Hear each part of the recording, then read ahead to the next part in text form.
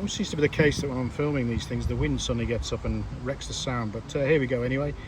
Welcome to Uncovering Roman Carlisle on a beautiful sunny day after the weekend's deluge, which has washed everything down. We got parts of the team working on south side of the southern Roman road, and the southern Roman road is just here running along. We may have post pads here, these boulders which would have held timber posts for strip houses along the side of the road.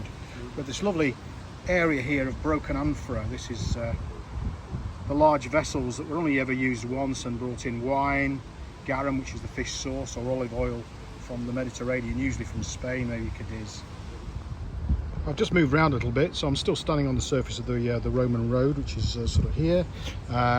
And as we look to the north, we've got a row of post pads, which would have held the possible ritual building. This came out this morning, some lovely flags with this lovely square socket in it, for purpose unknown currently, maybe to hold the building up. And a cobbled surface, and you can see more of the post pads dotted around. And if you add them all together, they do make a square, possibly for a temple. So we've got more of the post pads running up in a straight line, forming the southern side of the building there. We've got post pads running through the centre, and then down here again we've got more post pads which may be related to the building. This is a really nice thing we have here, which was excavated at the end of last year, and this is actually a burnt section of Roman timber, believe it or not, dovetailed at the top. An amazing survivor from possibly as early as 1900 years ago. One of the Roman road updates. We've got the boulders running along the side of the road here, possibly for a timber building to stand on, so the bottom of the post didn't rot in the ground. And this here is a cutting through the Roman road. You can see it running off into the distance there under the wheelbarrow. This section was cut a few years ago, so you can see how much resurfacing has gone on, and a lovely curved surface if I run the camera back through. This is the agger, as they call it.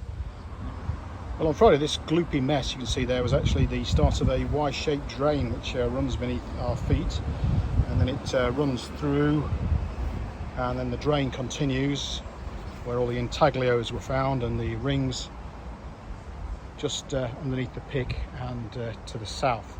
That's already been looked at, but by the end of today, hopefully the flags that cover those drains will be revealed again, so we can investigate more of the archaeology.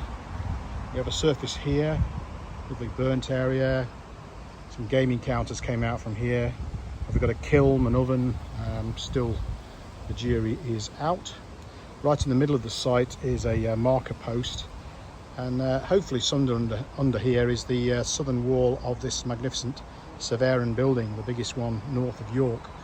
And the hope is that the southern wall, which runs through here, turns to the north, so we get a return, and then heads off to the north, because at the moment the archaeological plans don't show a north-south wall. So it'd be nice in this dig over the next 3 weeks that that wall is located, or at least a robber trench off.